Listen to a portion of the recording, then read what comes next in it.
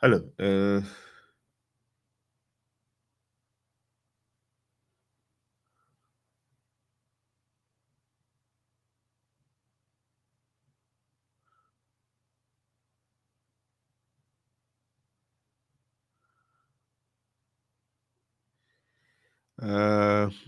hope you can hear me. Simanyi oba mumpulira, but if you can hear me, just let me know.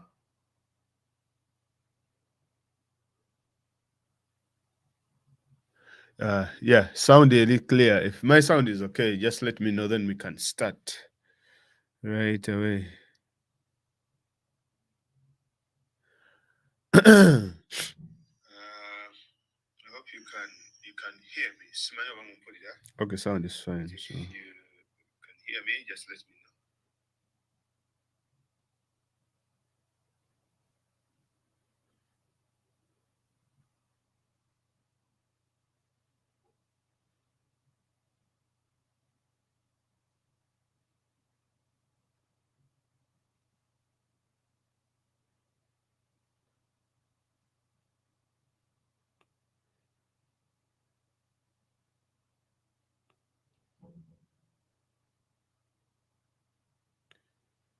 Okay. Where do we start? All right. Uh, just a few things out of the way. Balamusiza mwenna abagenda abatambuza bye mukola, emirimu gye mutuusaako engalo wonna wali, n'okuba nti mukyatambuza ensonga ya muganda waffe Fred Kajjubi Lumbuye. Mwenna mbeebaza abasigadde ku nsonga eno ku mulamwa gwayo. I understand nti waliwo ebizibuzibu ebimu wano na wali ebiri mu nsonga eno, naye nze si byenjija okumalako ennyo ebiseera byange, because sandyagadde kubanga tutambula a few steps forward ate ne tudda ebigere nga 10 emabega.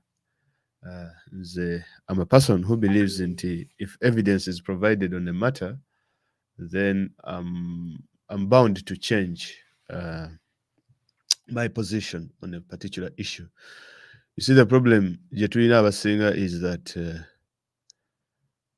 most people bali very bakiyita batya, bino engeri gye mukiyita nti oli ne bamuleetera evidence efaanana etya, some people might never change, but me, for as long as more information eri availed, gye mba njagala to the matter, nkyusa position nengamba okay, now katugende ne kino ekiriwo. Anyway,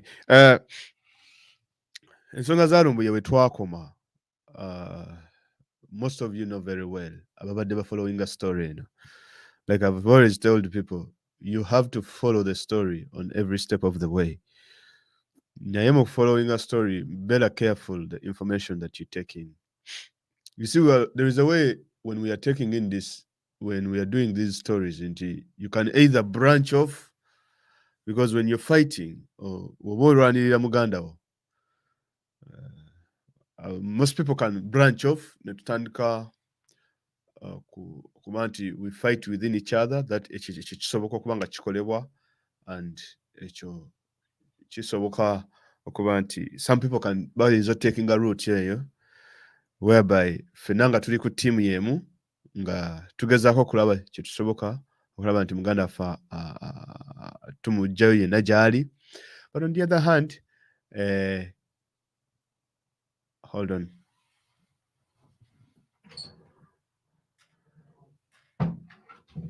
The way usually these things start is like this. Nti Fred yabuze, let us look for Fred. We all go in as a team.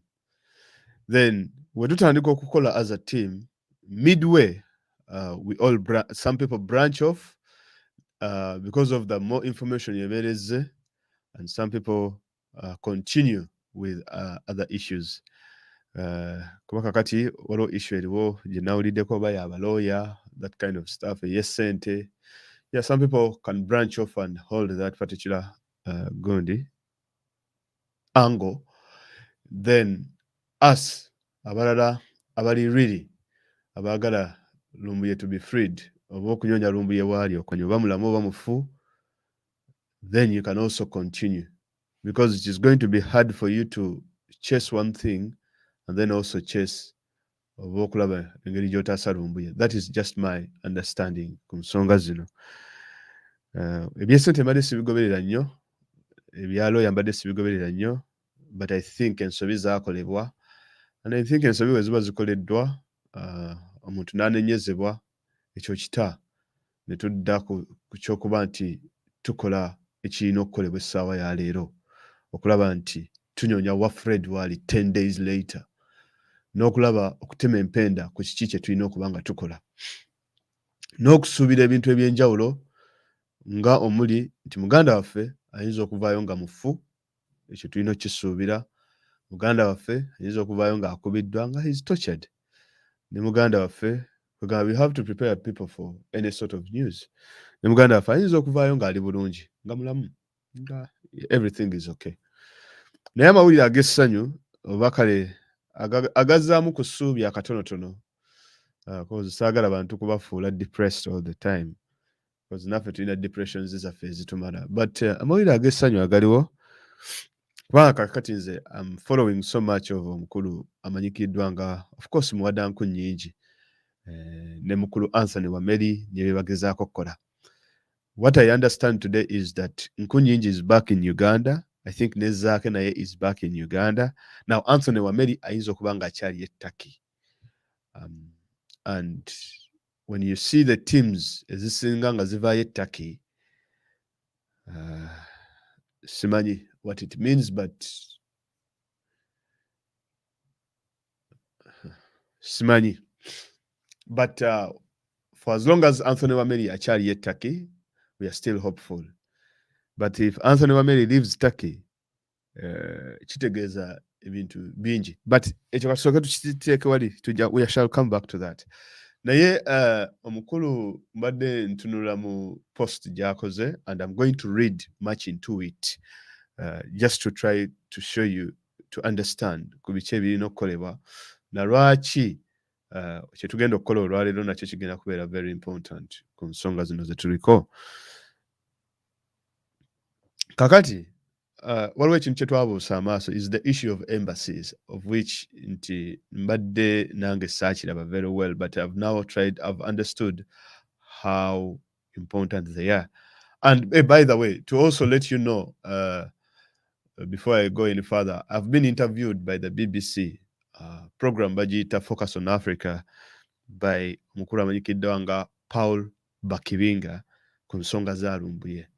I've done an interview, egenda kubeera aired olunaku olwaleero, ku ssaawa, I don't know, those bayinza n'okuba nga kwerika kyoba sometime, but I've been interviewed ku nsonga za Fred, omukulu amanyikiddwa nga Paul Bakibinga ku program emanyikiddwa nga Focus on Africa. They are friends of ours, abawuliriza ensonga eno nga twogera last time ku issue ey'okulaba nti tupushinga Fred mu international media n'okuba nga bategeera ekigenda mu maaso. And as a matter of fact, I managed to get that particular interview ku Focus on Africa, as well as ku nsonga za Fred Kavujubi Lumbuye n'ebifaanana ng'ebyo. I just hope nti I've done my best. I hope so. So we shall be looking also to our inner connections with different media houses, try to connect Mukulu Nkunyinji, try to connect anyone that you think can help out or kwogera ku nsonga eno. Because most people think that Fred, it is all about capturing Fred, but they do not look at the end. Because this capturing of a citizen of Uganda, kidnapping and abducting him from a different country, it is something that would even bring the entire country to a standstill, especially for Ugandans, the diaspora, as well as dissidents that left the country. For people who think that this is just about Fred, I've been to be afraid of Fred. Because you just tebategeera the magnitude of the matter. However, never MPs, ministers, everyone, whether in the opposition or the NRM, they just don't understand. Which is really sad, because most of politicians aba Uganda, they do not understand international relations. They don't understand. They are really poor at foreign relations, and this is something that the National Unity Platform should work upon. Nti balina okujja struggle okugirabira ku level ya Uganda. This is my critique of the party. Nti mulina okulekerawo okulabira ebintu ku level ya Uganda nti bikoma wali bwayise Kawempe Maganjo Kagoma, what do you call those places? Mubende. You know, those are the things that they know. Really? Tumulina okuva ku level eyo and you take everything international. We muba nga temubikoze Segirinya ne wanaagula ambulance 10 impact tegenda kubaawo. Tugenda kubanga tuli mu ku making Museveni comfortable mu bukulembeze bwe. If we are not ready to take the struggle international, tujja kanyanga tu congratulating abantu abasajja be Zimbabwe, Ichilema, whatever, those guys. I don't know why Southern Africa is really moving in a much positive direction than East Africa. But we're doing a regional politics. I've seen so many of our politicians congratulating the guy in Zimbabwe, and I was like, what can we learn from Zimbabwe? Fengaba politicians, MPs, and all these people. My critique: what can you learn? Just a mere congratulations, whereas you can congratulate, that is good. Because this is not the first time ngatuchiraba happening in Southern Africa. It also happened in Malawi. Uwono omusajja amanyikiddwa nga Chakwera, something, the now president of Malawi, amanyikiddwa nga Chakwera, eyakuba banda, eyakuba gundi akalulu. Is it forgotten the guy gwe baasuula. Guy n'ayagala okukyusa ebintu ng'ayitira mu kkooti ne bigaana, abalamuzi ne beekandaga ne bagala tetugenda kukyusa kalulu. Ne bayimirira ku magulu gaabwe abiri. Akalulu ne bakaddamu second round, Chakwera n'awangula akalulu. It is the second time that we are seeing it in Southern Africa. It is also kubanga kakati Zambia, Mukulu Lungu amaze nakkiriza n'agamba nti, you know what, Entebbe njiwaddeyo. Why is it happening in Southern Africa? What is there in Southern Africa ekireetera peaceful transfer of power? No wonder ojja kulaba nti so many countries are even leaving the East African community nti kakati zigenda kujoininga SADC, South African Development Corporation, because even what I understand today is that Burundi applied to be part of SADC, as well as Tanzania is part of SADC, as well as the East African Corporation. Jovola nti Tanzania teyeekubira nnyo mu East African Corporation kubanga ffe we are jokers. Olaba kati Museveni ali wa Uhuru amusumbuwa, Kagame ne Museveni tebakwatagana. Magufuli didn't have time for that. Suluhu talina budde bwebyo. So if we are to push this thing okubanga kitambula, omuntu yekka ategeera ebintu bya international, it is the president himself. But I should oppose kati ne mukulu nkunyingi naye has also done enough or a lot to make sure that he immerses himself with how international relations work. Naye bino ebyokudda wano simanyi munyonya ssente z'emyoga. I was with a person yesterday ne mugamba, I do not believe into Museveni. It is in the good faith of Museveni to get our MPs n'abasindika nti bagende banyonyereze ssente z'emyoga. At this point in time, really? COVID is happening and all this kind of stuff. Deals are COVID bazukubya and all this kind of stuff.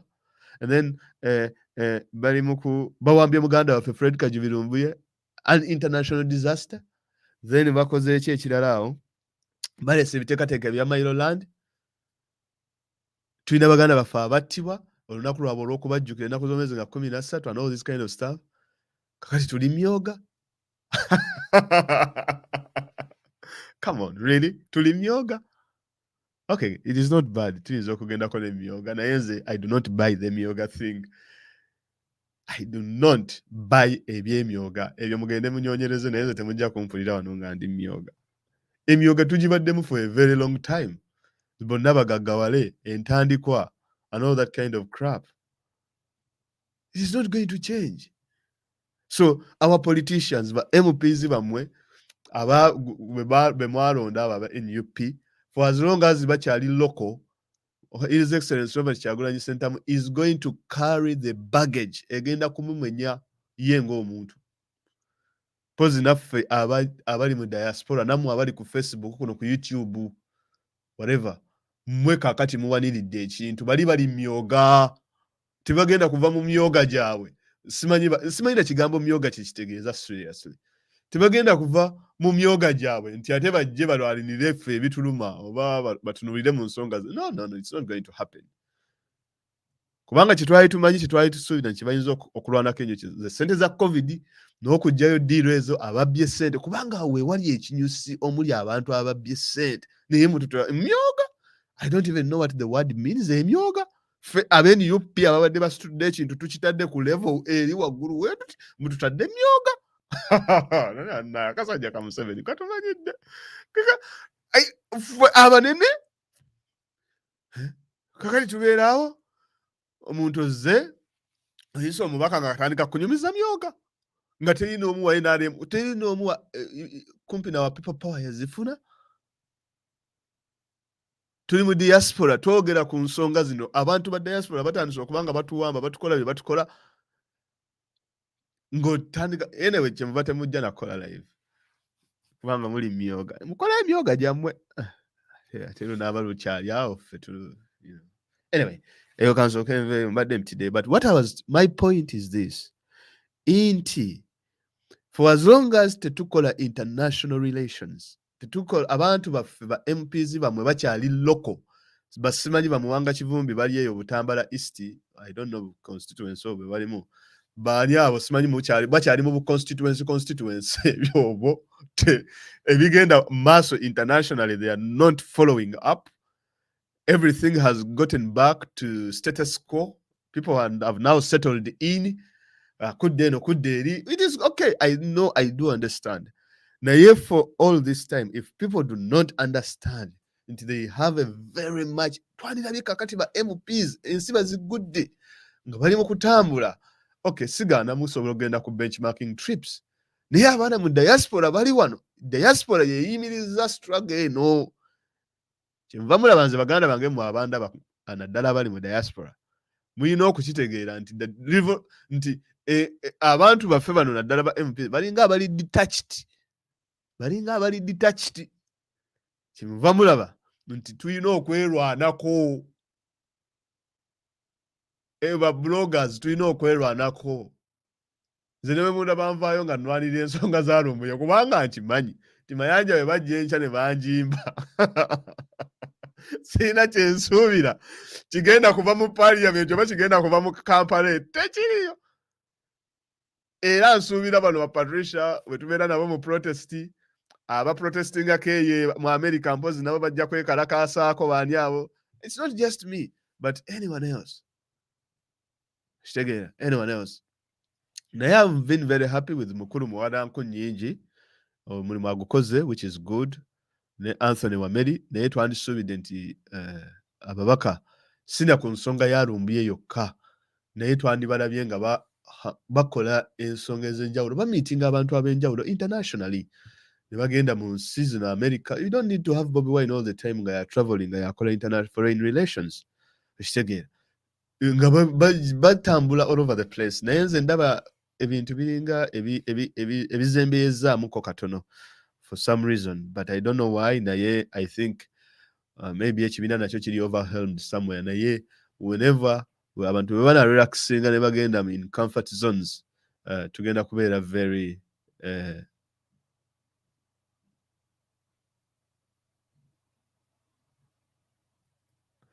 mbandaba nti nze mbandaba ddala nti struggle efuuka eri stagnant.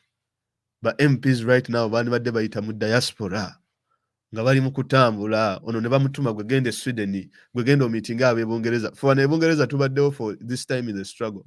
His Excellency, I do understand talinnyangako wano naye tetufunangayo yadde ne MP ajja kutwogereramu. Naye bw'olaba abantu abakyasinze okufundinga struggle, definitely bava wano mu UK. So this might be a problem either with the party or it might be a problem with the MPs themselves. And I believe it is a problem with the MPs. It is a problem with the MPs. Ebintu gye binaatuuka mu maaso eyo tujja kwetaaga abantu abatanyoonya kubeera mu bifo byanjawulo ndowooza. Kubanga ne omukulu Nambooze naye abaddeyo ekintu akyogeddemukko, which is good. Kubanga buli w'olwanirira Lumbuye oba tolwaniridde Lumbuye oba olwanirira ffe abali mu diaspora, newankubadde tokkiriziganya na Lumbuye byayogera, naye waliwo omulala gwe bajja okukwata ng'abadde tayogera nga Lumbuye. Kitegeera, ng'abadde tayogera nga Lumbuye. Kati the same brush that you used okuba nti nno olwanirira ono, it's the same one you should have used okubanga olwanirira ne Fred. Kitegeera. Aba MPs baffe balina okutraining babagende batraining be mu nsonga zino ezikwasaganya n'ensi, like really foreign relations bakwasaganye. Kitegeera. Bagende bayige ebintu bino, communication zennyini, advocacy, ebintu bino ebisinga byennyini baani badde balina kakati. I don't know, I do understand. Tulina abakulembeze bangi. Literally, it's not even the MPs only.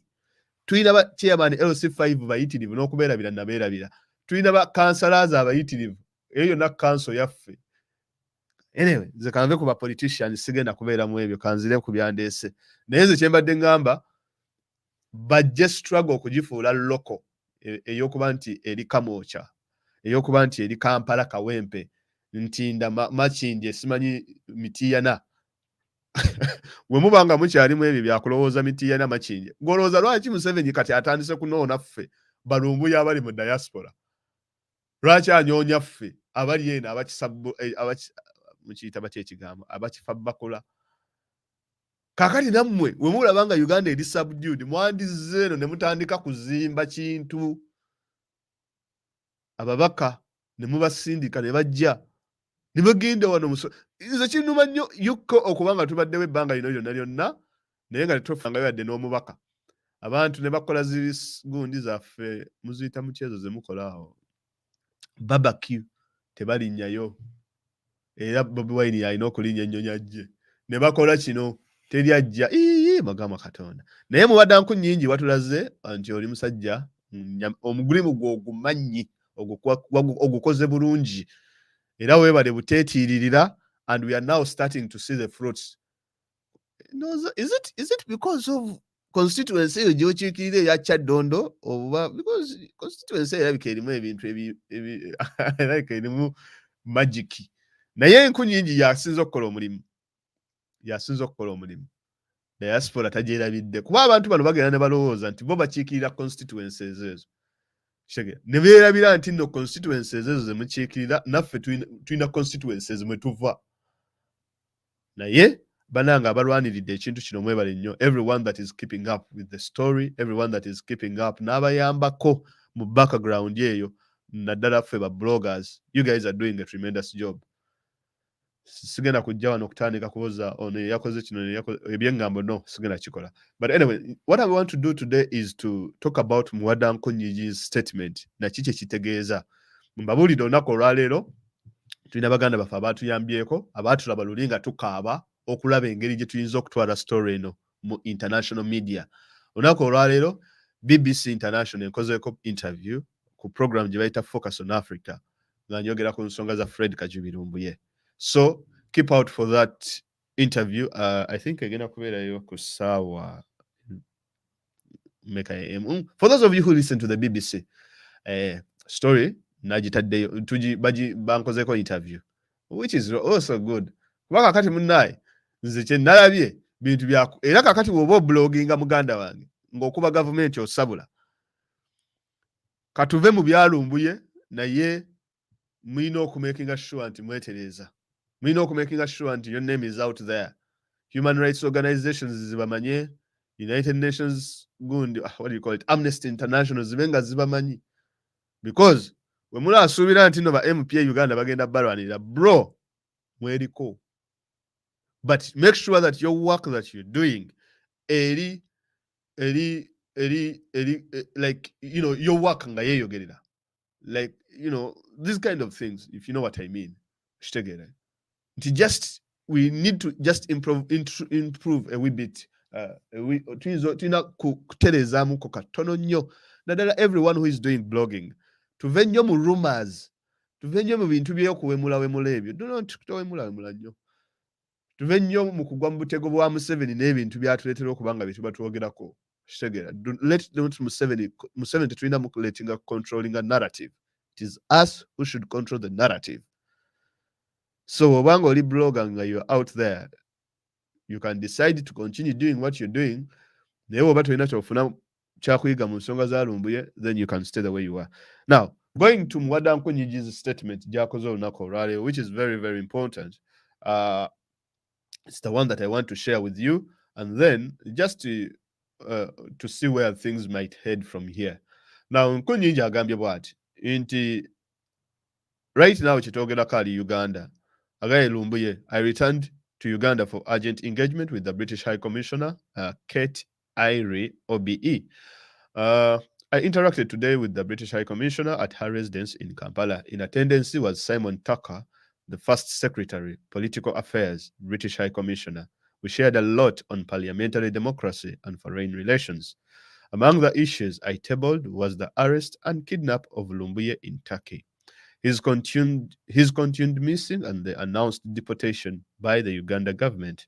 The British High Commissioner confirmed that they are concerned with Lumbuye's whereabouts and have noted with concern the overwhelming public and social media concerns.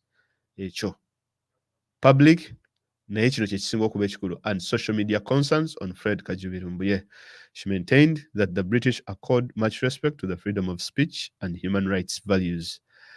The British High Commissioner asserted that they started and will continue to make independent investigation on Lumbuye whereabouts and related circumstances as to cause and involved actors. The search for Lumbuye remains on course, and all initiated legal efforts in Turkey and Uganda remains ongoing. Muwada Nkunyingi. Now, when Muwada Nkunyingi became the Member of Parliament, Chadondo East, we tubalinga tusomesa history mu high school, twagambanga Napoleon wore the shoe. Napoleon wore the shoes of his father that could not fit him. Discuss. Napoleon was a green snake in the green grass. Discuss. Such kind of questions. Napoleon II wore the shoes, wore the shoes of his father that he could not fit into. Discuss. So when Muwada Nkunyingi came to Chadondo East, really the bar was set so high by His Excellency Robert Kyagulanyi Ssentamu.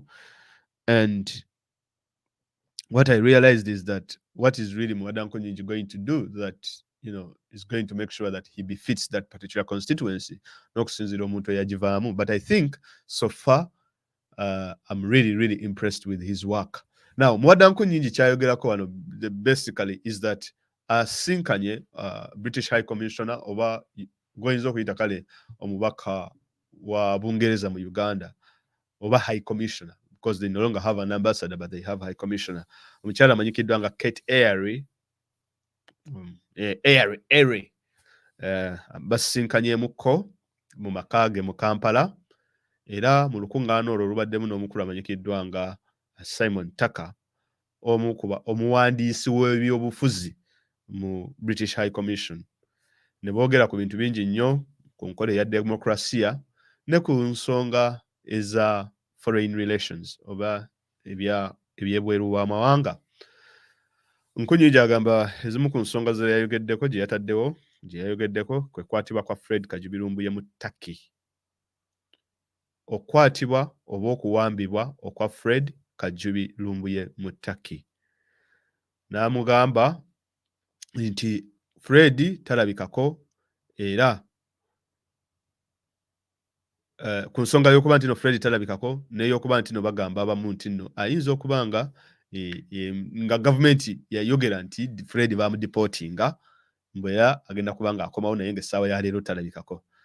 High Commission ono oba ambassador wa Bungereza mu Uganda yagaye nti ensonga ya Fred baadde bagikoberera era nga bagimanyiiko olw'ensonga public, abantu aba bulijjo okuba nga babadde tebava ku mimwa, n'ekyokuba nti social media emikutu miyunga abantu okuba nga ensonga eyo egiwanyisizza nnyo waggulu like this, n'okusinga ensonga endala zonna ezigenda mu maaso mu Uganda. So ekintu ekyo ne baba nga kyabaleetera kyapiikinga attention yaabwe, social media ne public, ku nsonga za Lumbuye Fred Kajubi. Omukyala agambye nti bakkiririza mu nkola ya freedom of speech, omuntu okuba nga ayina eddembe lye okwogera ekyo kyaba ayagala, era bakkiriza mu human rights values oba ensonga eddembe ly'obuntu. Naga nti commission ono naga nti bajja kukola ennyonyereza ezaabwe oba investigations ezaabwe ku nsonga za Lumbuye, wa gye yatwalibwa, n'abantu abeenyigidde mu kikolwa kino, n'ekyaleetera ebintu bino okubanga bibeerawo, n'abantu abeenyigiramu, oba mulimu ensi Turkey, oba mulimu President Erdogan, Museveni, Okello Oryem n'abalala ng'abo. The search for Lumbuye remains on course, and all initiated legal efforts in Turkey and Uganda remains ongoing. Omukulu minisita waffe ow'ebweru w'eggwanga Nkuwada Nkunnyingi n'agamba nti Lumbuye okumunyonya kukyagenda mu maaso nga tukyamunyonyeza mu nsi ya Uganda as well as ne mu nsi eya Turkey. Omukulu n'assaako omukono, oyo ye mukyala amanyikiddwa nga foreign minister. Kakati ensonga eno nkulu nnyo nnyo nnyo nnyo nnyo.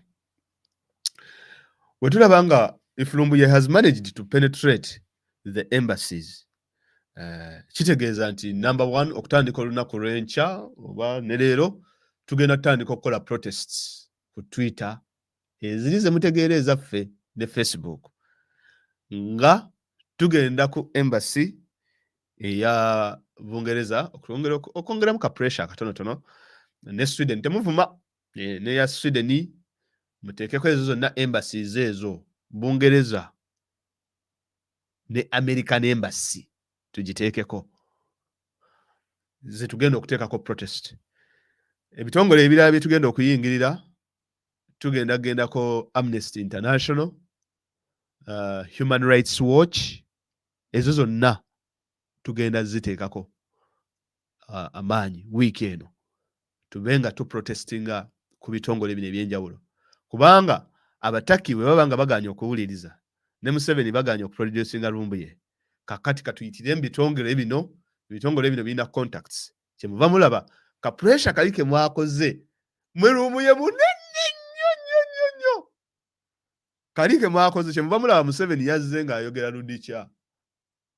Ffe tetuli human rights violators, tetuli human rights because ebikyaffe respecting our human rights.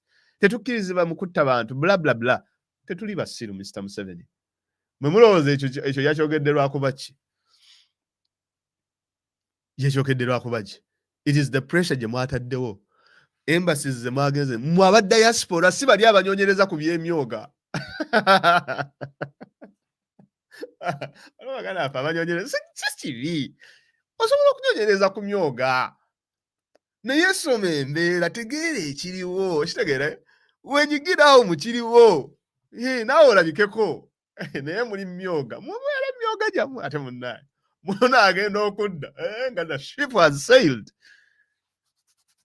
Kakati, kyemuva muwulira Museveni yabadde ayogera oludikya. But the point is this. Nti ensisinkana wakati wa Muwada n'ono British High Commissioner, kitegeeza nti there are very high negotiations definitely ezigenda mu maaso. Kitegeeza nti these guys balina kye bamanyi.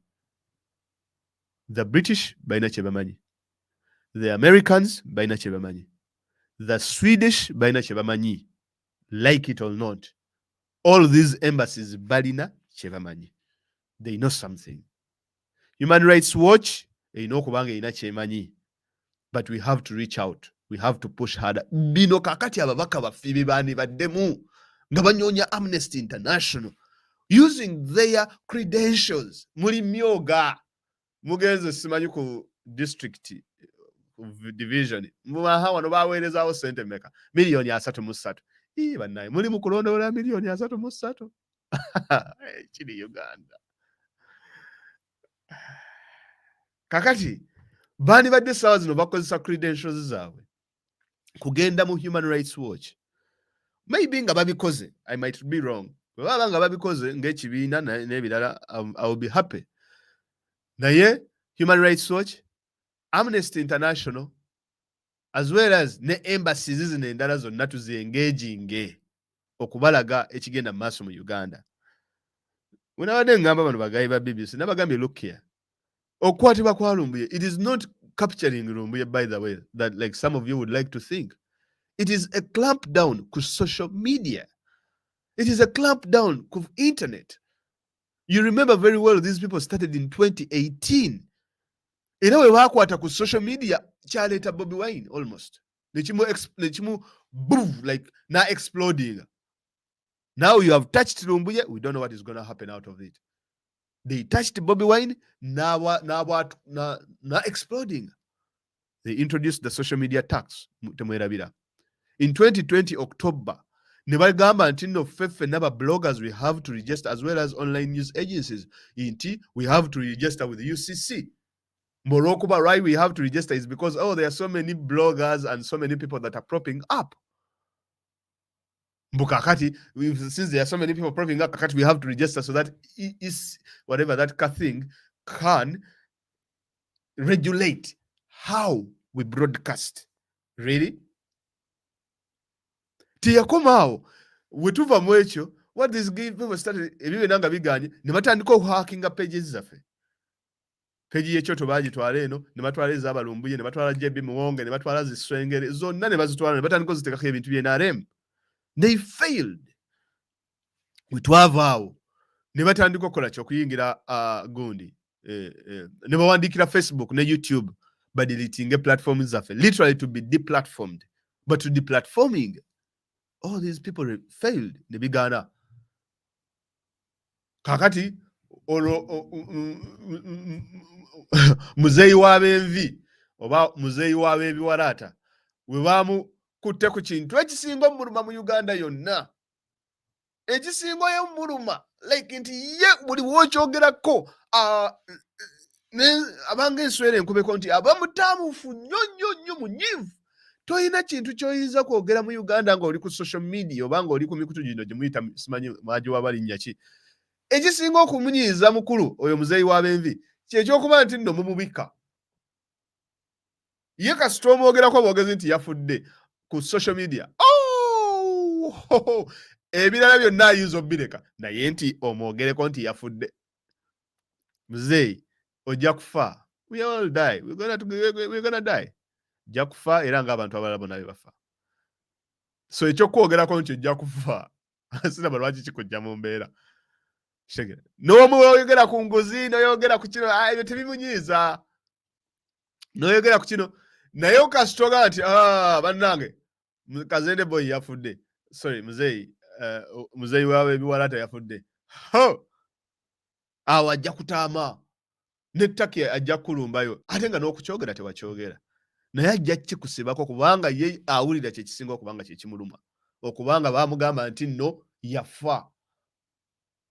Kakati munnaaye ebyo byonna ne babikola ne bigaana. Kakati batandise tulumba mu diaspora. Social media tax, you should understand nti ekyava mu social media tax kati tuyina kye tuyita internet tax. Internet tax buli omwe mukuba. Whether okozesa computer oba okozesa simu, because you are using the internet to connect. Buli omwe mukuba. Luli social media tax yali targetinga OTT, over the tops, whatever, because of it, WhatsApp, Facebook, ze mukozesa ku simu. Naye kati ono omupya internet tax gye baateekawo eyo yeekwata wonna. Oba readinga email, you pay the tax. Okusoma, okulaba whatever, what do you call it? Ye biki ebirala bye mukola ku internet. Okukola research, you pay the tax. E-learning, you pay tax. Nebigenderako. Ate that is triple taxation. Kubanga bakutaxinga airtime gw'okozesa, ne bakutaxinga essimu gy'okozesa, then wamala okutaxinga airtime, then on top of that airtime ate ne bataxinga ne data gw'okozesa. Literally tuba tuzeeyo mu mbeera eri, mujjukira embeera gye twayitanga service fee MTN. MTN ng'egguza airtime ate n'egguza ne service fee. Ng'oyinza okuba ne airtime naye bw'oba tolina service fee nga airtime wotakola. It is the same situation we are in today. Era y'enkola ya service fee yali unconstitutional, yali rip-off. Abantu ne bagirwanyisa paka we yavaawo. It is the same situation that we are back into.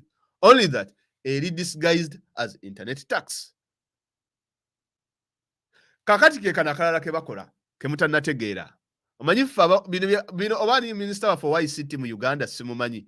owa NUP owa ICT simumanyi linnya lye omanyi nabo tebalabika oba baliriddawa simanyi naye minisita any UP tuli very rudimentary nnyo mukyaga nnyo okwembracinga ICT kino nkibabuuliranga nze ayagaliza ekibiina we muta embracing ICT we mutakozesa emikutu gino we muta embracing ebintu bino banaye fight yonna yonna gye mukola egenda kubamenya nnyo.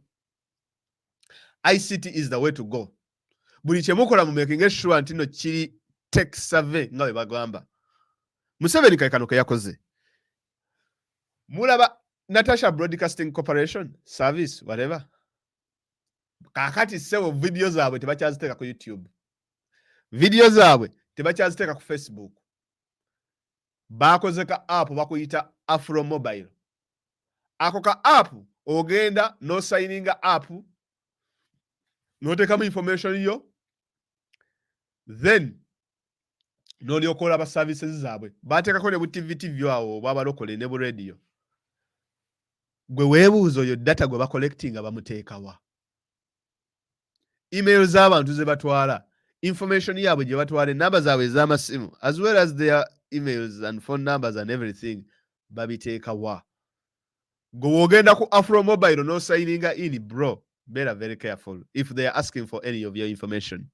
Kitegeeza they can track wherever you are, they can know where you logged in from. Because omukulu amanyikiddwa nga Kalisa, amanyikiddwa, we all know Kalisa. Kalisa King. Mugende nakola episode nayogera ku gundi operation gye bayita Operation Fungua Macho. Kalisa y'omu ku bantu ababloka abamanyi ebintu bya internet whatever spyware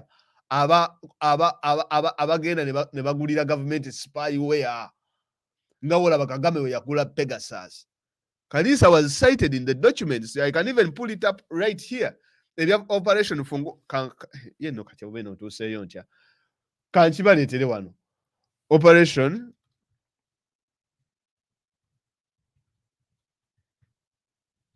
Fungua Macho. Naye Abannayuganda bannaye muli bafunye ogondi kakati yino wano Operation Fungua Macho. Let me bring it over to you here, you guys. You can see it and then you will tell. Flip. Okay. Kakati yino wano Operation Fungua Macho by Privacy International. Uganda government deployed Finfisher spyware to crush opposition, tracked elected officials and media in secret operation during post-election protests, documents reveal. Now we shall do something here very simple. Kibaita Kin Kalisa.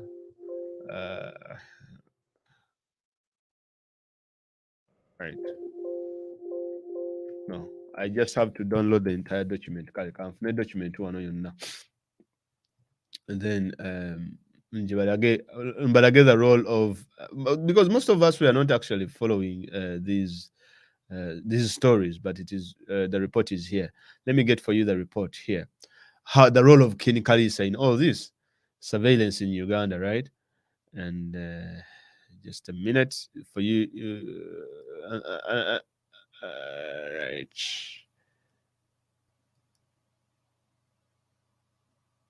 Okay, report in. I don't know if you can see there. All right, loading. Okay, now.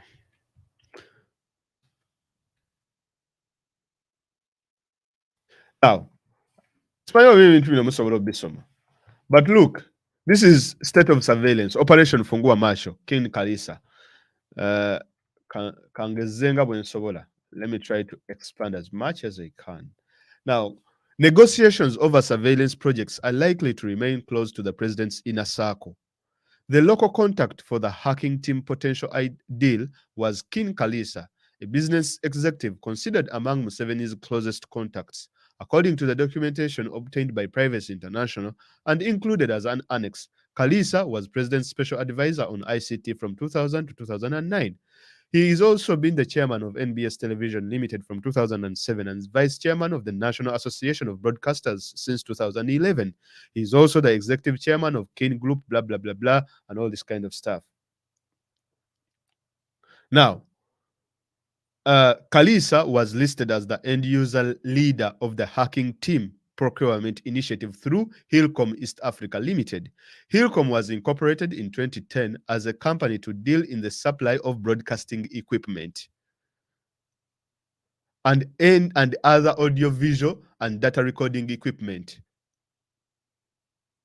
Buli eyagula TV, buli eyagula radio, buli eyagulawo TV ne radio, all those equipments, they are embedded with spyware.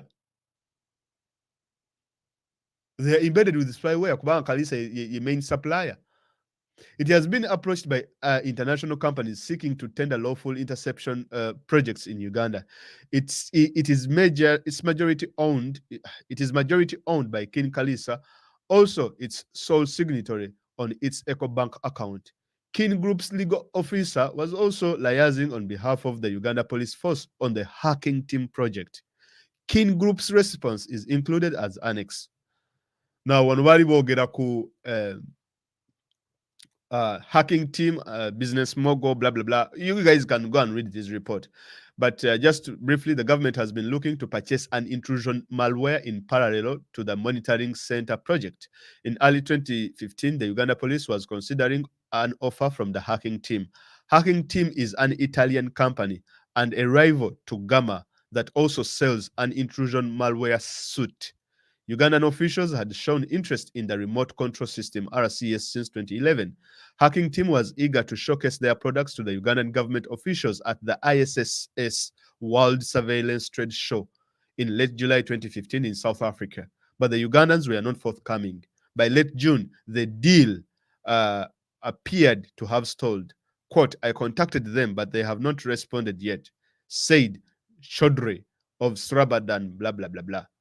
Bangladesh kale wuya gye bagula spyware olaba Bangladesh ekola kola spyware naye Uganda temusobola nkola, who was liaising with the hacking team and their potential Ugandan client. Negotiations over the surveillance projects are likely to remain close to President's inner circle.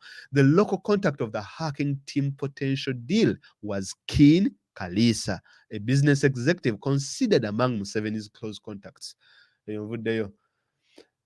Kalisa nga mumaze baina ka afro mobile ako ke bakozesa kati, so you be very careful. Now waliwo ekirala kye baleese MTN, mbukati MTN yaleese ka app teweetaaga data okwogera oba bakayita batya, MTN akalango, MTN app, messaging app, yes, MTN messaging app. Bino byonna, all these things are surveillance gundi equipments mutemukimanyi kitegeera.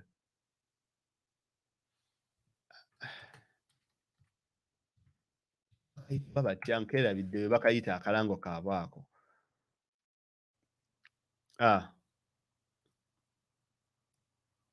Bakalonki nga bakayita oba ayoba oba biki kaakano era kabalage. Kati mmwe abakozesa bu app buno, where is it? There is another one that they upgraded from, I think from the Ayoba one, the free messaging app. Whereas these apps kuba webabuletera buno obumu bali bagala ku rivaling WhatsApp, blah blah blah blah. Now they have gone really hard into it to make sure that people can use these apps just in case that they need data. But the thing is, if you use all those services, if you use all those MTN apps, and look, like guys, MTN Jabaka ok hacking of a few years ago. I mean, would you really trust to use their apps? Be very careful. Kubanga jukira Museveni is targeting diasporans. People in Uganda they don't need Afro Mobile to watch TV, to listen to radios in Uganda. Use your knowledge. In abantu abali Uganda, they have their televisions. They can literally just switch on the TV and watch. The people abasingo kosa app in Afro Mobile, they are the people abali mu America, abali Dubai, Saudi Arabia, and all these other countries. And those are the people they are targeting by creating state-owned apps. The other app, MTN messaging app. Definitely Museveni has something to do with it. Because if you're in Uganda, I can easily send a message phone to phone. It is cheaper. It doesn't cost me anything than if I'm sending the message on WhatsApp. Whereas it can target people in Uganda who are sending messages via WhatsApp. Naye targetinga nnyo abantu abasindika message nga ziva e Uganda nga zigende wa messages ziva mu diaspora nga zigende e Uganda. Meaning if you have the app here in diaspora, no texting, why ekiri kitya ng'oli wa UP, MTN can easily track you down. We are living in a state of surveillance. Chovola baba introduces electronic number plates to track you down all over the place. Tebanyonya abatemu oba batujju terrorists, no. They are looking for the opposition individuals. Minister wa ICT wa shadow cabinet oba minister wa ICT owa Uganda owa government ya for oba yani. Mana minister wa for ICT ensonga ezo oba yazogerako kisimanyi. Minister for ICT oba yani simumanyi naye ensonga ezo yaziyingiremu. So ensonga nga nzizeeyo ku kiwandiiko oba ku nsisinkana wakati wa mukulu muwadanku nnyingi ne ambassador Kate. Eyo big step. Kitegeeza embassies zino zifollowinga ebigenda maaso ku mukulu Lumbuye. Kitegeeza they have been following the story. Kakati fe kyetwetaaga is to amplify this particular story, to take it to the next level. Kyekyovola kinabagambye nti wobanga olina contacts anywhere ez'amawulire, ng'olinayo omuntu yenna gw'omanyi akola mawulire, ayinza okubeera interested in the story, please do anything necessary so that we can make sure nti tupushinga. It is those people be bajja okupushinga Museveni and his cronies okubanga baproducinga Lumbuye, because Museveni definitely knows where the gentleman is. Chovola olulimi lwe yakozesezza ku Saturday yabadde nga aye excusing anti nedda tetubikola munnaye tetutta bantu tetukuba bantu naye Lumbuye w'amaanyi olaba ayogeza Museveni oludikya. Omanyi lwaki? Now, this is just my opinion. Sagala mukitwale nti no, it is the official stand. Lumbuye, as we speak, kigambibwa akyali ttake. But there is a possibility nti ayinza okuba ali Uganda. Now, this is why it is very hard okulaba. Bayinza n'okuba nga bali mu mwegayirira bamuzeeyo ettake naye nga nawe bamuyisa tebalabawo. Because this is what happens. Nti wabanga ali Uganda nga bagamba nga bwe bali nti eggulu, how are you going to bring Lumbuye omuleete eri abantu? Number one. Nga mwamukukusa ne mumuyisa gye mwamuyisa n'ayingira ensi nga tasayinize mu bipapula bya immigration okumanya balalu owa immigration agamba sinnamulabako. Of which owa immigration yandigambye no comment. No kireka nga kiri open to save your ass. Naye yagamba sinnamulabako. Era nekitegeeza documents zaabwe teziraga. Logo book bagiwambye eyo simanyi manifest. Manifest yebeerako gundi, ye list yebeerako abantu ababa bagidde on a particular airplane. Ekirala kitwandikoze nga NUP n'ababaka baffe mwalinyonyezza abantu abaali ku nnyonyi on that day. Tetuddawo kunyonya just Lumbuye. No, look the other way. Gwe tunula awantu awalala abantu we batalitunula. Obuuza abantu bano abajjira ku nnyonyi eno walabako ekintu ekitali kya bulijjo. Oinako omuntu gwe walaba nga balinga abatake abazze, oinako ki walaba nga si kya bulijjo? Because waliwo ne idea egamba nti bayinza okuba nga bamuleetera mu kago. It is also possible. Waliwo ideas z'empulira abantu nga bagamba nti waliwo ayamulabako ku kisaawe ng'atambula nga bamuyisaawo.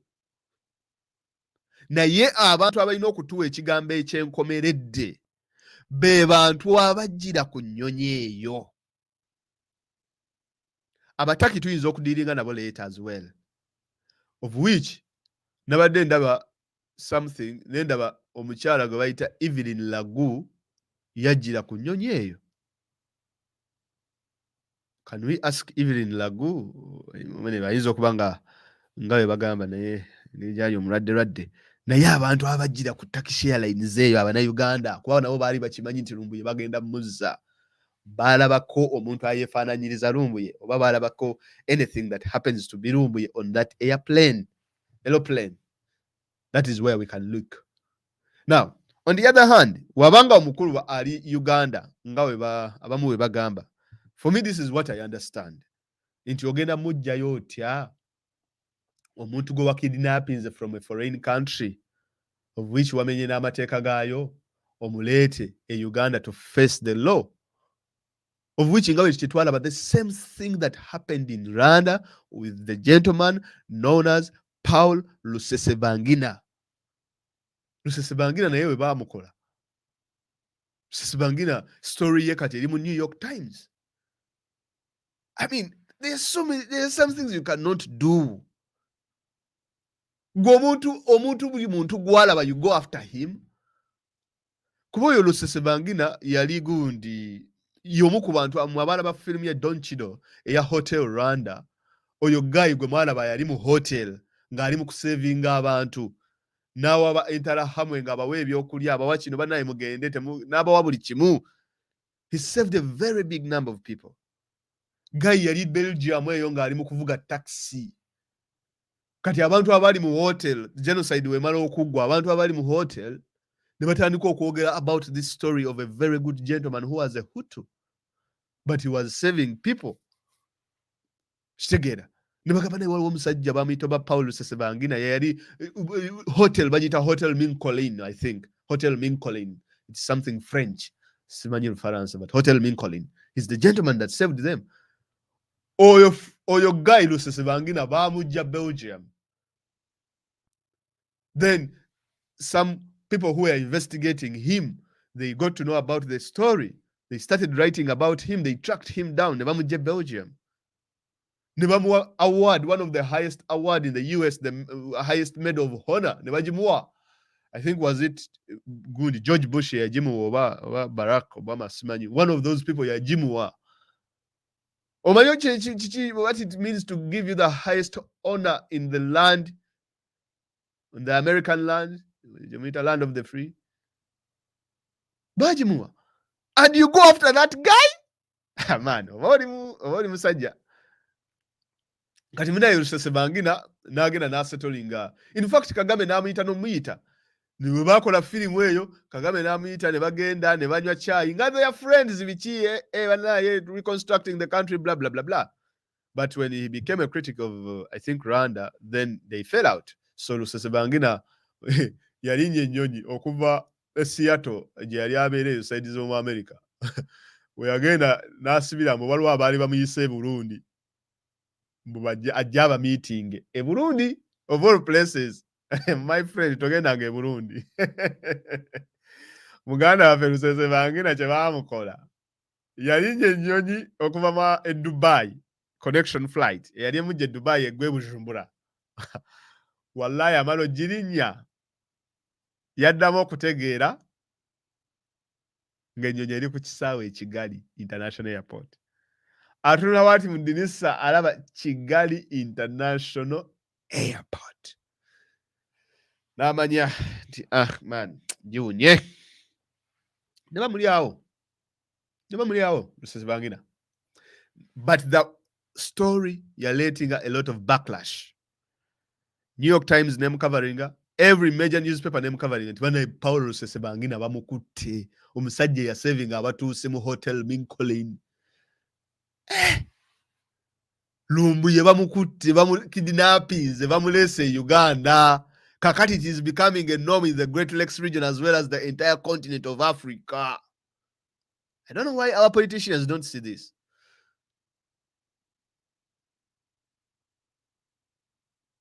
Kakati banyonya engeri gye bejjako story, engeri gye bamupresent. Toyina na ngeri gy'oyinza tutandika muteeka mu kooti. Kubanga w'omuteera wooti mu kooti. Oba wamukuba, ye nga n'obulamu mulamu. W'omuteera wooti mu kooti omusango olwedde guba guyiise.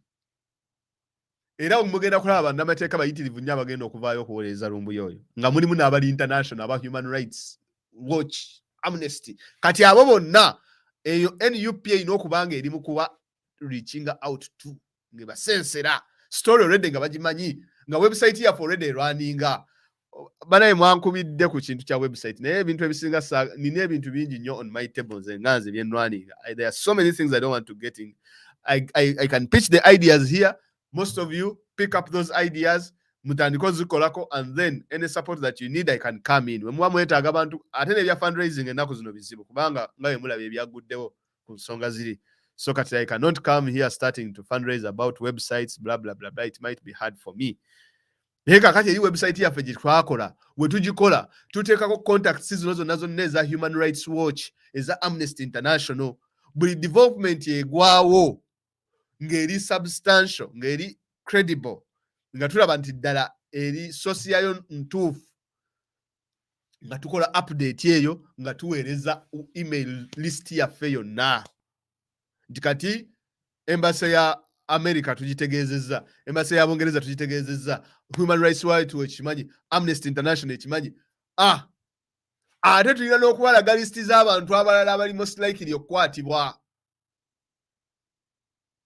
Babateeke ku watch list nti abantu bano kati beetaaga protection. Kyenva mulaba mbagamba all of you bloggers. Uganda Museveni kye yakoze bloggers fraternity ne beerondamu abakulembeze. Ewaffe simanyi strategy gye tulina ffe ng'aba NUP, naye simanyi, I don't know. Naye ndowooza ffe ng'aba blogger ffe tulina okutuula ne twesortinga. Masaba Faustini mulina okujja ne tutuula.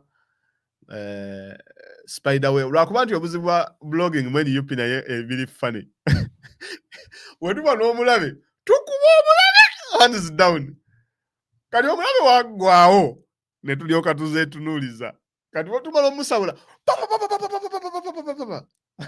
nakka ku social media wonna nga talina nawaateeka kigere. Masaba akubye, Jaffa akubye, Lumbuye akubye, bonna bakubye, bonna abamanyi ba bloggers. Kati mumala okusabula nga tutandika naye sokoleke gwe naye naawe nemwe mulabika nammwe mwali bamukoali tusabule nga muli mutandika okulaba olutalo. Masaba akuba Mayanja, Mayanja akuba Jaffa, Jaffa akuba Lumbuye, Lumbuye akuba bakuba gundi Spiderweb, Spiderweb akuba ono olutalo ne lukusituka. Ogamba bannange muba bakamala okukwata omuntu we bati oyo Mayanja ye yakibaddemu teri mulala. Mayanja gwe tomulaba oyo Masaba yennyini ekintu kino akirimu. Kyobola nze sikyayinza kati kuvaayo kugamba nti oba nkube blog ono oba blog oli. At times I just think it is just a matter of we tuteerwanako ffe ba bloggers. I do understand it. NUP doesn't have to fit into us. We have to fit into it. Now, this is the thing. Museveni already akantu ke akakoze eki is consolidating his blogging fraternity. They are not by mistake, my friend. Nze ndabawa ekintu kimu mwabalowooza nti no, these people don't have a strategy. Lwaki buli yali ya blogging ku side ya NUP tugeze kale n'abaali ku borderline ne bakyuka ne batuvaamu ne bagenda olw'okuba nti obuganzi baali tebakyabulina online. Golooza lwaki bonna babafunira talk shows ku radio n'ama TV. Madam Fulufiga bamufunira full dose. Bajo is a political pundit.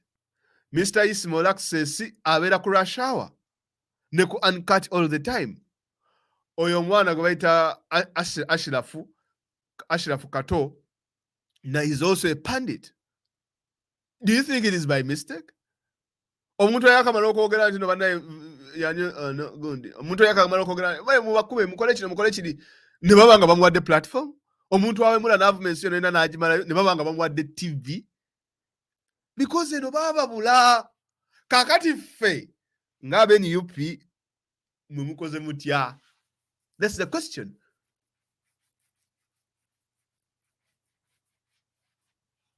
Oba mwe ba bloggers they don't matter. Ane ba bloggers, the strength that we have is here. Not only fe tulina buli brand. Muyina aba commentinga, muyina aba sharinga, muyina aba postinga, muyina abawandiika, muyina n'aboogera. Abaana bangi bali ku YouTube, like so many of them. Bakola so much work. And of course, most of them are hiding their faces. Balala bangi, Facebook kuno, bayitirive. As well as Twitter. Bangi. Kakati fraternity yaffe eri etya yo. Oba mwe temuyinayo plan. Maybe muyinza okuba muyina plan naye nze simanyi. Ekitegeera. Kakati Lumbuye bamukutte. Essaawa ya leero twandibadde ffe nga babuloga ba NUP twerabye ne Lumbuye byeyayogera. You forget. Ebyo bikwate bro, bikwate bizingezinge, right? Biteeke esoko biteeka wali mu kadustbin.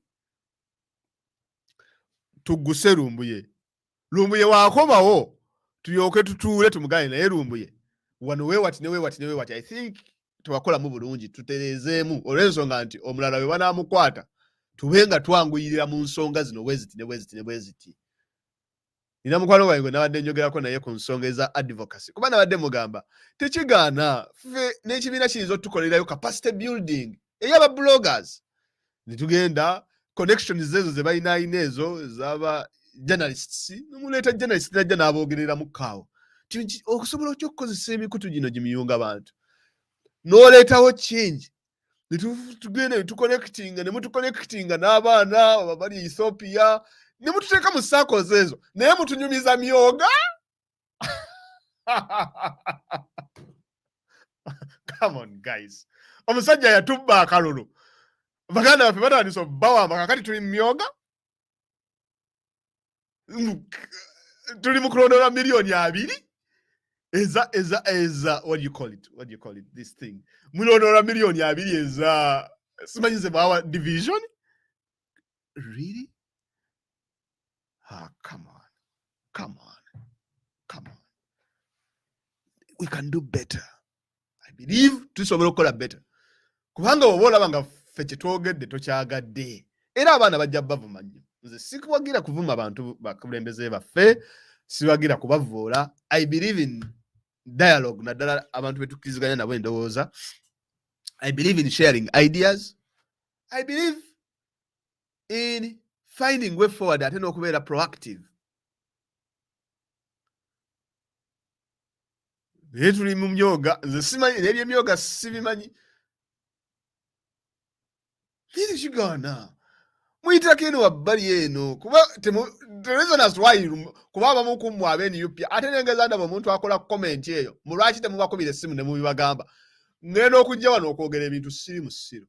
Kitegeera. So if you make that comment ngenda kublocking. Mbere tabireeta ku mpewo. Embeera eyo yabavaamu, which is good. Kirungi ekyo. Mugenda mu inbox omugambe. Nze byange biggwera wano ku live. Kubanga live zange ziba za kusomesa. Sina we mula muntu yenna. Cause sina nawe nteeka kigambo kya buwemu.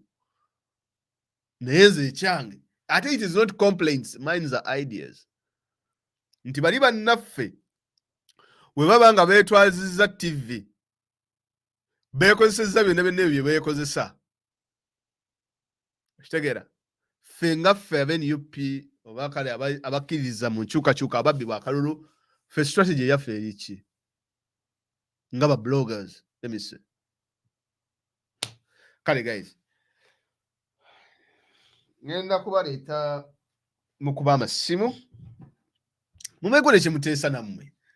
Naye nga mmaliriza ensonga ya Fred. Mukulu muwadda meeting eyo gyafunye, meeting nnene nnyo. Wiiki eno tugenda kugezaako okulaba nti banaye protestinga ku embassies. Whereas tubadde ku embassies, physical embassies in different countries, kati essaawa tugende ku online embassies. US embassy buli keeteekayo nga tussaayo Fred. British embassy buli kessaayo Fred. Amnesty International, Human Rights Watch, n'ebirala byonna ebyo ebitongole. Nemwe babloga ba opposition mwenna. Kati essaawa okulekeraawo okwerabira ku level ezo ze muddaawo ne mujja ne mutandika ne mudda mu gossip wa social media. No. Gossip oyo si activism. gospel oyo si kulwanirira Uganda. Muve mu gossip guys. Oyinza okukola live n'ogamba kale abantu banaye bino mujje tukubemu kiboozibozi oba mujje wano tusekesekemu naye obanga oli serious nga we are really serious on these matters, I think kati tuba tulina okuampinga game yaffe. Kitegeera. So bloggers, you should understand that. Naddala abali mu diaspora. Nti kati tulina okuampinga game. Tulina okweterezaamu, tulina okwekumaakuma. Kubanga Museveni ali likely to play the victim. Agenda kutubbako eyo status. Ye yefuule nga ye victim nga ffe ba oppressors. And that's what he's doing. So tulina okubeera steady. Ekyokubiri, tumanye embeera eno eyaguddewo ku Fred ebe nga teddamu kugwa ku blogger mulala. Whereas NUP tugezaako kujjayo muganda waffe Fred naye bano abalala abasigadde ba bloggers nteekateeka ki gye mubakoledde okulaba nga nabo abalala tebawambibwa ng'ono we yatwaliddwa. Nteekateeka ki? Nze bino sibyogerera nze nga Mayanja nti Mayanja alabika atidde bagenda mu... No! I'm speaking about this kuba nze kati wano nyinza okuba ndi safe siri safe 100%. Naye wendi nyinza okuba nti nno kiyinza obba zibuwaliramu. Naye baganda baffe abali mu mbeera nga ezo ensi ziyinza Museveni kiyinza omwanguyira obba kimayo. Oyinza bakolera ki kye tuyinza obbakolera? You reach out to them. Have you reached out to them? Have you talked to them? Have you... Because when twalibadde tu having a crisis meeting nga ffe ba blogger pozi nga Masaba simu yagifunye naye nze sinagifuna nze ne gundi ayinza okuba yagifunye Jaffa oba ne ani oyo Bruce Sendege oba ne muzeeyi mukulu Muyomba gwe tukola naye wano ku kyalo ayinza okuba bamukubiddeko ndowooza oba ne baganda baffe abo aba AITV baleka babakubiddeko naye nze tebannankubirako ko for a crisis meeting nga ba bloggers to know the way forward and how to proceed with this. But that is just a wee bit of things that I think we can make between zoterezaamu kubanga toyagala ate obanga okyalina Lumbuye ono gwe bakutte ate Lumbuye omulala naye naabula nga abadde blogger. Man, biba bigenda by the time you wake up oba ogenda okuzuuka nga abasajja bakuyisiza bubi nnyo. Okay guys, now let me get this. Kati kambaterewe namba yange y'essimu mukubeko.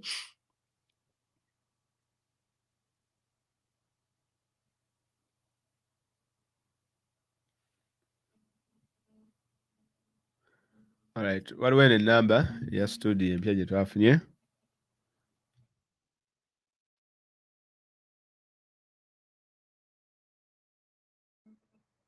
Bino gye muba mukubako.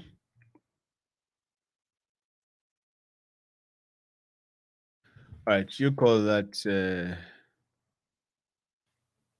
number.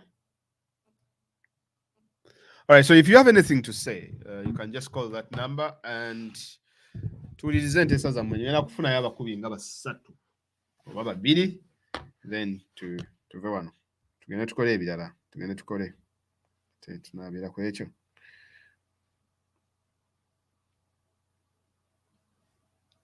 Naye nga mukolo muwadanku nyingi ekintu kyakoze kintu kyamaanyi. That's a very very huge step. Kati naffe abali mu diaspora tulina kakati okupushinga underground eyo okuterezaamu wano nawali ebintu bifaanana nabiri and so on and so forth. Kandabe abateesa kale kye boogera wano nga wenninda essimu zammwe. If you have something to say, you can just call there and then we can see. All right. Muteesa mutya. All right.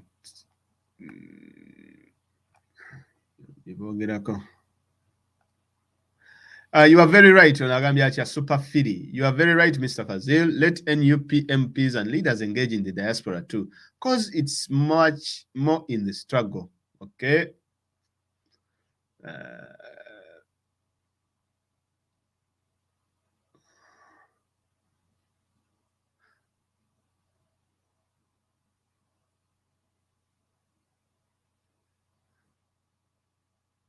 Okay.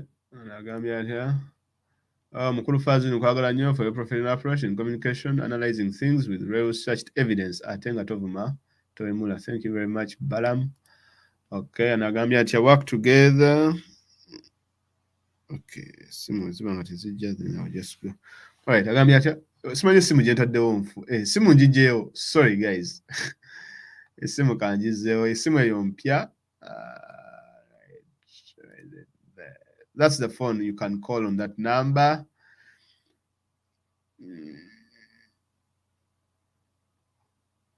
You who is mature, you're listening to a childish. Okay. I don't want to have a big up, work together. Yeah, Patricia. Yeah. Work together as one and organize themselves to helping your followers to understand who to trust. Now we don't know who to trust and who is really working for NRM government. I don't think that is true. And okay, class monitor tuyambye kuba teacher waffe wano ku Kyoto. Some of you are still novice, but we are learning fast. Okay, I'm with you on the IT issue. NUP has to place it harder. Okay, that's good. We need to work all around the world. Okay, so esimu yange yenda teriko muliro, but this is the phone you can call. If there are no phone calls, I'll just, I think, literally end here. Walai, we have to stand together to fight for our comrade. Okay. Hello. Hello, assalamu alaikum wa rahmatullahi wa barakatuh. Wa alaikum salam wa rahmatullahi wa barakatuh. Njebale keyo. Kale, comrade, nawe njebale boss.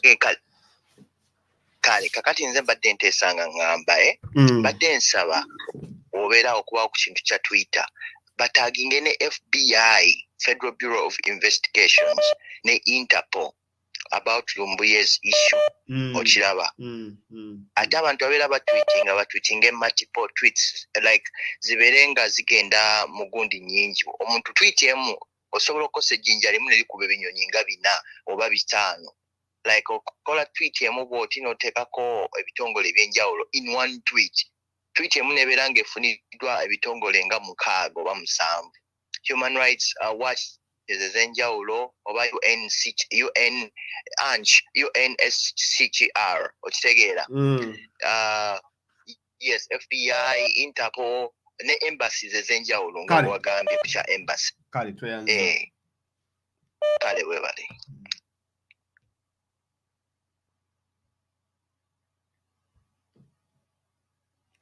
Hello?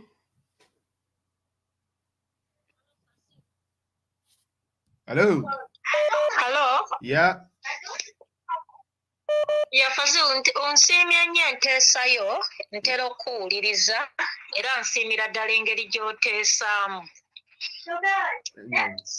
Naye one of the biggest steps I think we have to take right from the day our brother was our brother disappeared, quite tulina okukola ekintu kya Amnesty International. I tried this number several times, though I could not go through till I realized maybe I have to go through WhatsApp. Yeah, get a man. Ekintu kya Amnesty International kyo kirina tuyamba nnyo n'ekirala. If we could contact as many charity organizations as possible.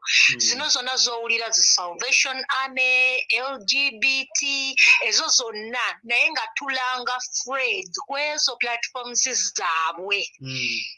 People do not know how powerful these charity organizations are until you are in need of something. Bw'obeera mu kintu nga kino kuba kino kiringa ekinvolvinga human trafficking. We are not sure whether he was trafficked to Uganda or wherever he is. Naye kirimu missing person. So kubanga kirimu missing person, zino zonna other charity organizations bw'omukisuulayo, they pick on it as fast as possible. And this is the only way we are going to get support. Engeri kijja tugenda okubanga tukisaasaanya nga wildfire. Kubanga zino charity organizations following ekintu kasita kibaamu omuntu missing person ne bw'obanga olaba zino demo ze bategeka wano wennyini e UK ogenda okwesanga nga demo ze bategeka ojja kulaba LBT team ojja kulaba Salvation Army ojja kulaba baani kwegamba bonna ogenda okulaba nga bazze in support of that demo. Why? Kubanga demo eteekwa okubanga kati nkwa example eno omukazi yabadde yakabulo omusajja gwe yarapinga n'amala n'amutta. Olaba nti bonna baayimukiramu yonna okuva ate bo baba banaayimukiramu bayimuka ne bakuyambako ne bakuconnectinga to abannamawulire wano mu UK.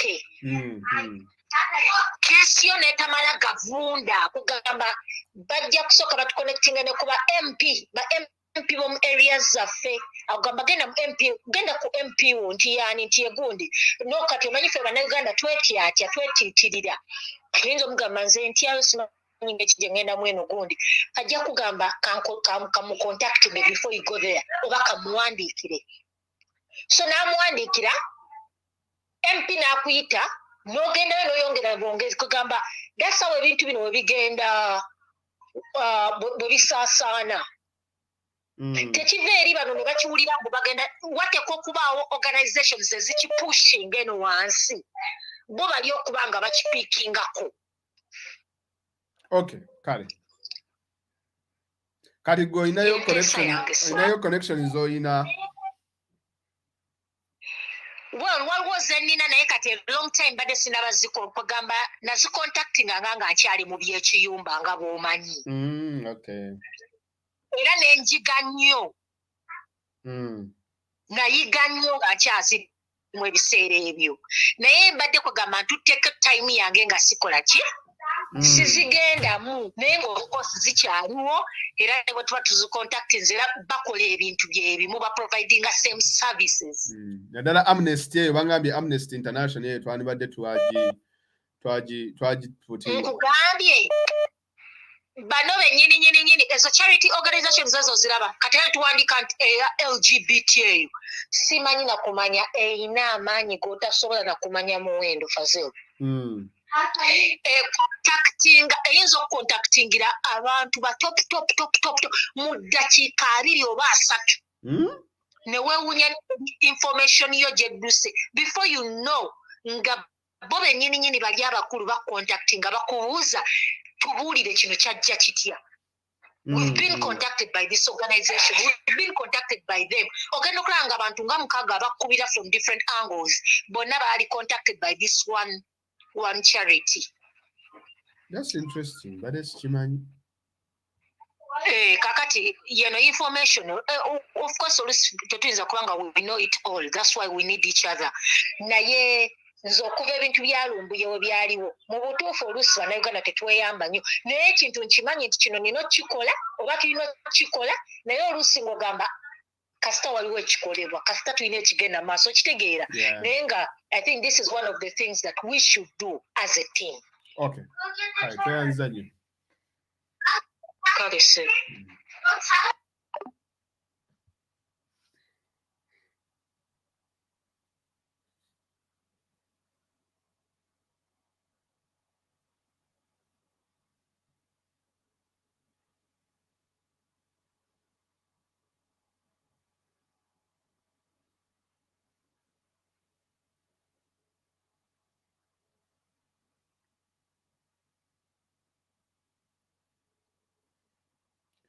Alo sebo badde oteesa otya? Gyendi mugano nange ndi ku live. Okay. Naye nabadde nga just we have to check on each and every person who is live, to see if we can get any updated information. Yes. Naye kyembadde ngamba ekyo kyewayogeddeko. This is Spiderweb, siwoye? This is yes. So this is something we discussed about, with a few of the people, and the only solution that we came up with in terms of connecting the bloggers is through the connection of a way that we have it as a Spiderweb. Tekyetaaga every blogger to be coming on a live. We just need to have like few people with who can bring out the right information to have the access to each and every page of anyone who is part of the struggle. It's just something very simple. Or for some bloggers, we tried to explain it to them, and this is how it works. Hacking my page, the typical, wording and this. Even if they hack your page, what happens? We are giving out some people who gave out, their lives, and the people who have given out, their properties and everything in order to move the struggle forward. So a page, if you lose a page, if you've already built a name, you can just wake up tomorrow morning, and we just go ahead and support you and rebuild the same page, from scratch, and you quickly be happy. But I just want to thank each and every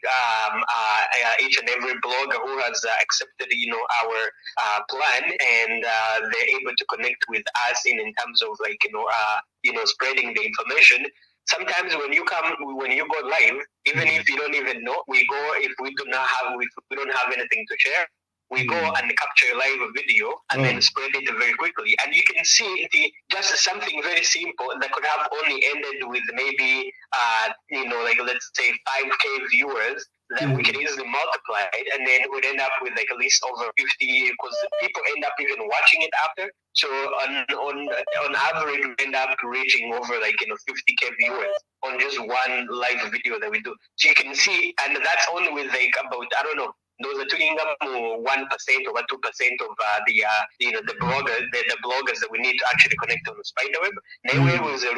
If we ever wake up one day and the entire social media in Uganda, every page is connected to Spiderweb, it becomes a radio. Wherever you are, if there is something that's credible or something that needs to be shared, and we quickly put it on a connection that spreads it like a spider web, we quickly take over the social media. Even NRM, they would run away because they'd be like, this is too much. Because it'd be like a live video after live video after live video, and especially if it's focused in Uganda, our people who are in struggle, but they get distracted here, you go online today, the we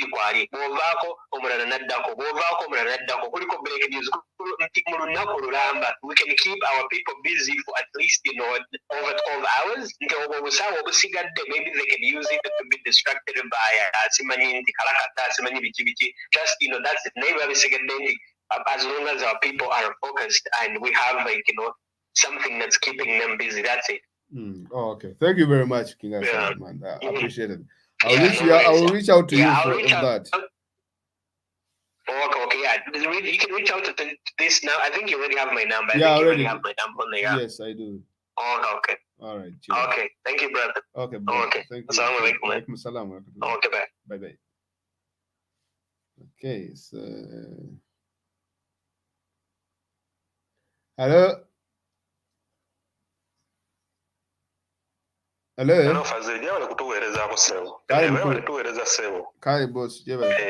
Katinze, kale sebo. Katinze, one of the things that I can actually see and truly comprehend kunsokaza mwami Lumbuye, and the greatest comments or anything that I might raise up regarding such is that we must use the procedures, the right procedures zoisemu for a certain go to gamba to get up Twitter handles. So I'm requesting that we should be particular in that we must get an organized format or way that we can really do it. In which way it is better for you as the coordinator of the coordinators, but on this day, let us do this to get Twitter. So we pour in all our tweets until we get responses. So one of my suggestions is tusoke mwebogambye tusoke tugenda ku Interpol yaki tujiwe the tweets, because they said they had him, including the police. Hello? Yeah, yes, because they said they had him. Yes, so we cannot, there is no way we can hesitate doing that. One of the things that make us fail in life, we're more popular gambuzi now gamba yonte. n'agamba nti eyo nte naye ng'akulaga mbuzi ayagala ogitwale nga nte. In case you don't agree with it, or because you have your own you have your own life experiences, omanye embuzi kyeki n'ente kyeki. So in case you tend to out-reason them, no, politics, we shall not just vanish like that. There are some of us who are in the diaspora, but we need our country, okay? Our country is just onto our hearts. So that is really very good. Yes, out of all, we must also treat the Interpol, Air Turkey, police, including the president, because I saw him one time now, if he's the headline, so the president must also be aware. Otherwise, we must not just vanish like that. All right, Kari, thank you. So in a nutshell, we are very systematic in anything that we do. In which way? Lead us to be systematic this time, because we must tweet until we get the real response. And if I told, because somebody has been saying, those are a few of the things that we have to do. Let us do like this. So in case we don't get any fruits, we must continue. Whatever. Kale, tuyanza kusema. Bye.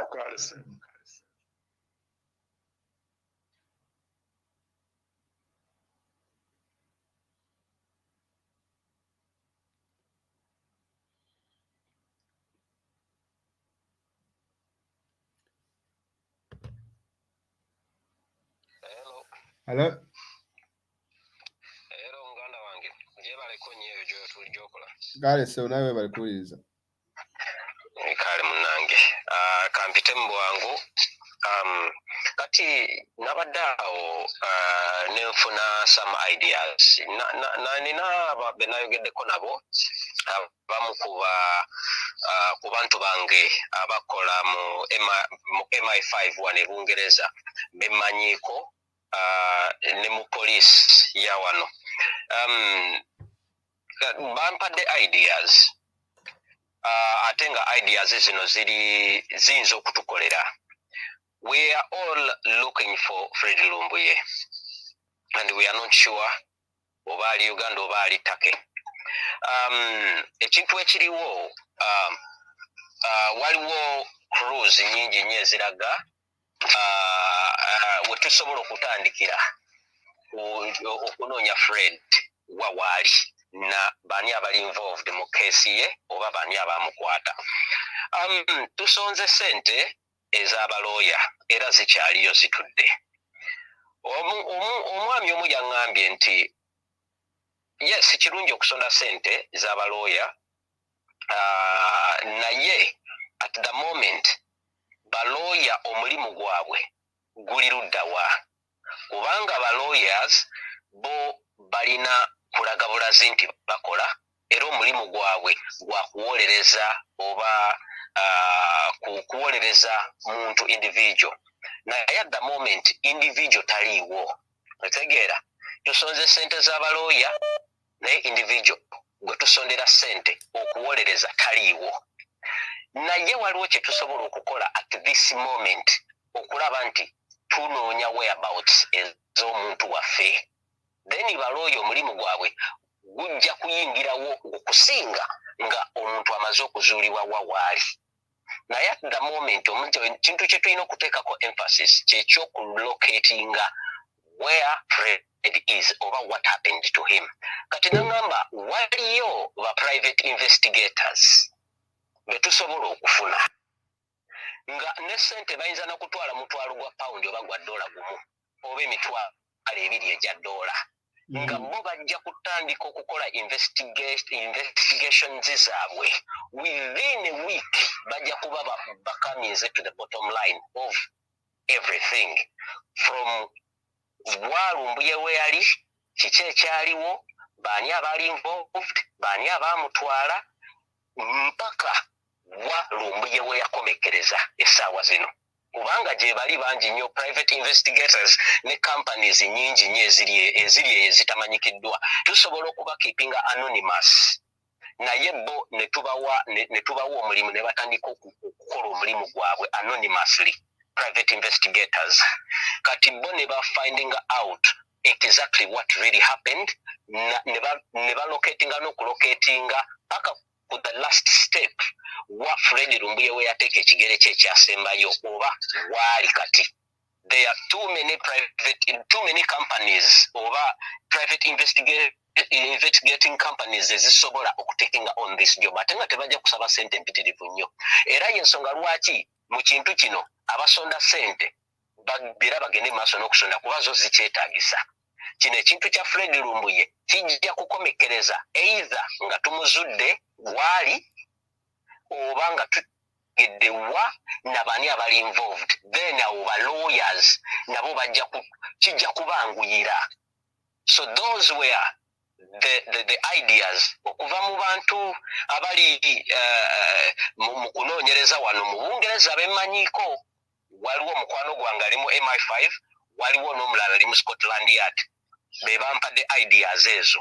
Okay. So kati simanyi oba secretariat NUP management oba they've thought about this channel oba babadde tebannaba kugirowoozaako.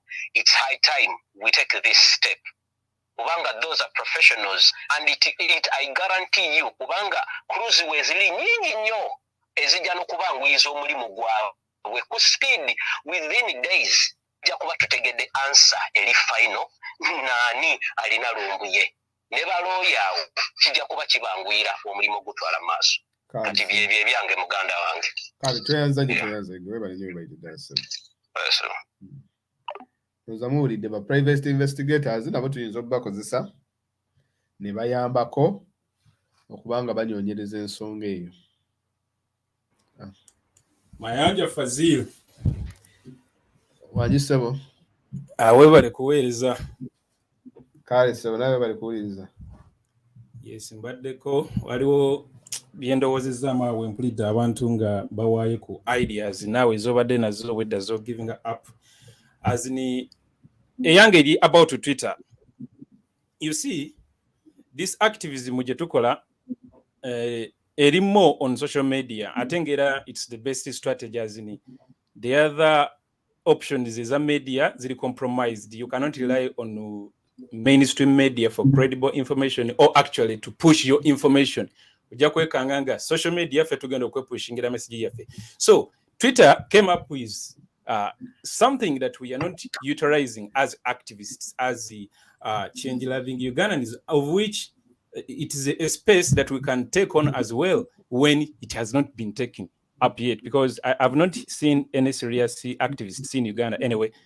On the other side of NRM musiba activists, sijana baita activists kubabo teba chetaga na chetaga. Twitter space is a platform where you can have live conversations. It unites people. You know, all you need to do is to create one and people are going to join in. It can contain thousands of listeners and actually up to like 13 speakers with the 2 hosts and the co-host. Yeah, 2 hosts and 1 co-host. I believe that's the composition. So I believe as activists, as a change-loving Ugandans, we can utilize that space. Twitter is a very powerful platform. You cannot compare it with Facebook. Mola biengeri fighting iruja kwekanga tugwera ku Twitter. So I believe Faziru abawuliriza nchimanyi banji bali over 700 800 twinza okwekolamu omulimo. Twitter space you tugikozesa at least twice Twitter a week. Spaces. Yeah, Twitter spaces at least twice a week or once a week. We come up with a program to gamba, okay, today we are going to connect and strategize and devise means of how we are going to connect and break through the international media regarding Lumbuye's issue. Because the best thing about Twitter space, it's not limited to a specific demographic. Someone from Zambia can join in. Someone from Australia can join in all the way, provided there is a linkage of listeners. Obakali Faziru ngo muntu go following nga naye yakufollowing wakulaba ngoli ku space wherever they are they can join in. So cheche chiruncha chiba kitegeeza it can help us easily to connect with these other international human rights organizations. Twitter space, it's a very powerful tool, but we have not utilized it yet. We have not conquered it yet, and I believe we should do Rachi, can you Peter took on this account here? obane bakozesa account ya NUP kubanga ina followers bangi bane tukozesa account ya His Excellency kuba iyo ebe sobolo okusulamo abantu. I don't know, maybe, but I think for starters for starters you're one of those. Okay, anyway, tuyinza okukozesa ezaffe tewali buzibu. So but I was just thinking for the idea. Lwakuba, the challenge is when you don't have a huge following, that's the idea. Chisobola okubeera a challenge at initial stages, as in you can easily be frustrated. You know, people always relate to what they say and what people listen in, as in the abantu ababeera babawuliriza ne babogera balireetinga mugende baga maybe babinjogera bya kisiru abantu nga baliko babiri bokka. Oli ayinza okugulawo Twitter space balisteners ne babeeranga babiri oba omu n'akivaako, naye weekanga nga omuntu akikoze wabeera nga alina following ey'amaanyi, kijja kumotivatinga abalala bagambe, okay, here is the thing. Nze ngamba, let us think about that. Nayo tubeere nga tugitolizinga. Kale tweyanza nnyo. Okay. Gyebaleko mukulu Fasiru nkugoberera nnyo gyebaleko gyonna. Wabula nze n'ekibuuzo kye mbuuza nti okunoonya Lumbuye Kajubi Fleet ge mannya ddala agali mu data ettulukaayi, oba tuyinza okuba nga tunoonya Fred Lumbuye nga naye byali byako oba ku Facebook nga naye ddala mu data eri yalina amannya malala, kati nga nabali omuntu gwe tunoonya tali tebamulina era tebamulabanga nako tebalina we batandikira. Ekintu ekyo amannya mwagakasa nti ddala ge gennyini ge yakozesa oba agali mu data gy'abadde ali ku ssaawa zino oba gy'abadde abeera. Kibuuzo kyange nze Deo Sewuli bawane. Mukulu Deo amannya ndowooza geego. Ate kyemanyi batambula n'ekifaananyi kye as well, so definitely baba bakimanyi. Kwa nange ekyamanya nakirowoozaako naye nalaba nti at the end of the day still they are the same names. Kale guys, I think that's me for today. Tujja kukwatagana some time either tomorrow, but njagala nnyo tutandika okukola Twitter protests zino tuziddemu daily, tulumbe embassies, naddala embassies ziri mu Uganda, US Embassy in Uganda, British High Commission in Uganda, Swedish Embassy in Uganda, and all these other embassies, because they have also been following the story and definitely they are into it. But just we should exert a wee bit more pressure and see what comes out of it. Okay. Bye.